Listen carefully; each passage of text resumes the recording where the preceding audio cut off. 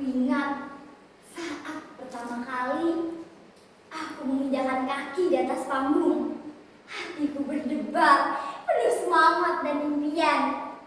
Tari Rongeng Pasir, budaya yang mengalir dalam darahku, budaya yang menghidupkan setiap gerakku. Namun, mengapa semua ini terasa begitu berat?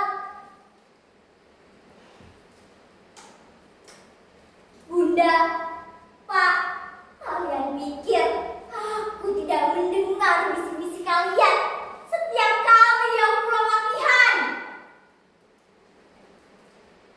Untuk apa nari-nari begitu? Anak perempuan kok kayak gitu, memalukan. Atau untuk apa sekolah tinggi-tinggi kalau ujung-ujungnya kayak pinggul di panggung? Aku tahu kalian ingin aku jadi guru, PNS, atau setidaknya kerja di bank, pekerjaan yang terhormat di mata orang-orang.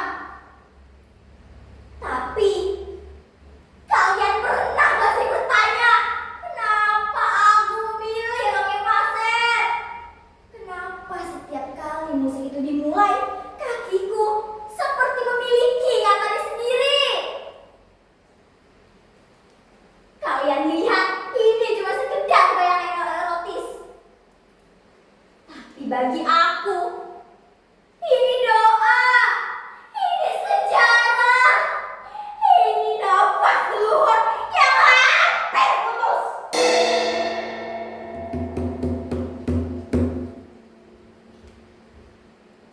Aku masih ingat saat pertama kali Badian menari di festival budaya.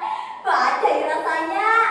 Itu bukan sekedar tarian, itu cerita.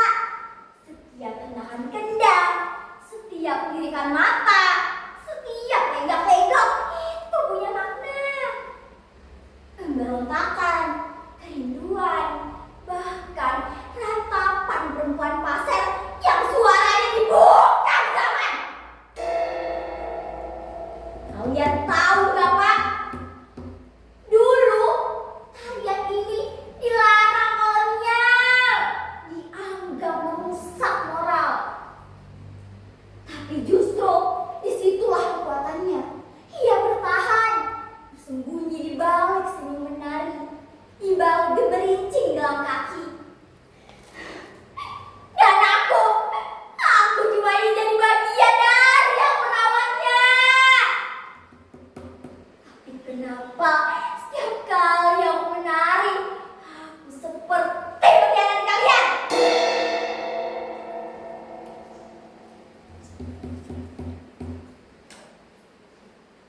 Bunda bilang, nanti kamu dianggap rendahan sekar. Orang-orang bakal lihat tubuhmu, bukan senimu.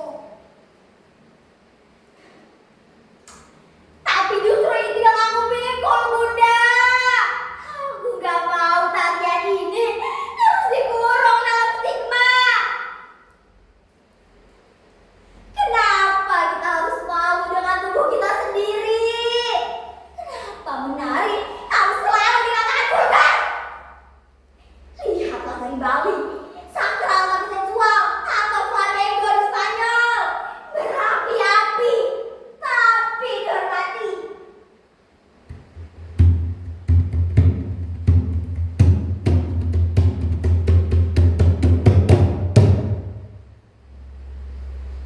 Tapi yang paling sakit itu bukan cibiran orang lain.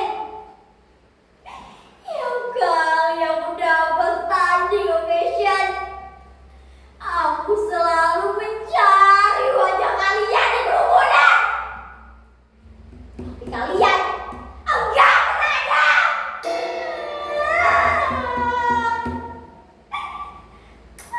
Aku bayar kursus tari dengan menabung.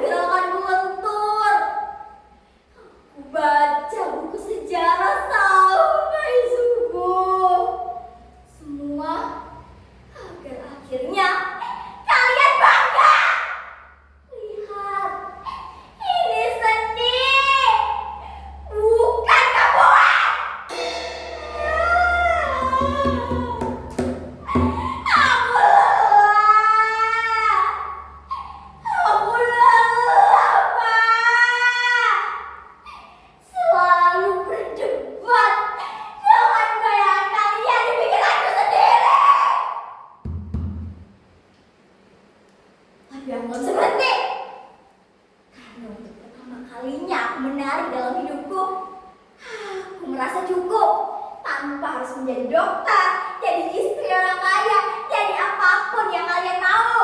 Cukup jadi Sekar. Malam ini ada pertunjukan di Balai Budaya. Aku jadi primadona. Kalau kalian mau datang, paling tidak, lihatlah dulu sebelum kalian menghakimi. Lihat bagaimana caraku menjungkir balikan rasa malu kalian menjadi kebanggaan. Orang tuaku, mereka tidak mengerti. Sekar, kenapa kau tidak pilih saja jalan yang lebih pasti? Pendidikan, pekerjaan yang mapan. Mereka bilang. Tapi, apakah mereka mengerti betapa pentingnya inti dari seni dan budaya? Betapa menari adalah cara aku berbicara, menyampaikan rasa yang tidak terungkapkan. Teman-temanku di kelas, mereka hanya tertawa. Tari roket, itu kuno Sekar. Kenapa kau tidak ikuti saja lomba sains atau matematika? Untuk apa kepintaranmu? Mereka menertawakanku karena aku memilih seni. Seolah-olah mencintai budaya adalah sebuah. Tapi ada satu orang yang paling mendukungku. Guru seni kami, Pak Anto namanya. Dia berkata, Sekar, jangan pernah ragu ya untuk mencintai budaya dan seni. Itu adalah identitasmu. Setiap kali beliau berbicara, aku merasa ada cahaya yang menerangi jalanku. Namun, satu orang yang seharusnya paling mendukungku justru sebaliknya. Dimasku. Suatu hari, perdebatan kami mencapai puncaknya di toilet sekolah, di mana tidak ada satu orang pun yang bisa mendengar teriakan kami. Sekar, kau tidak realistis. Pasti sudah hanya berharap untuk pendidikan sekolah. Teriaknya. Astaga, hatiku hancur. Sebuah tuduhan kejam merobek rasa percayaku padanya. Aku menjawab, Dimas, kalau saja aku harus memilih antara mengikuti kata hatiku dan menjadikan diriku alat, maka aku akan memilih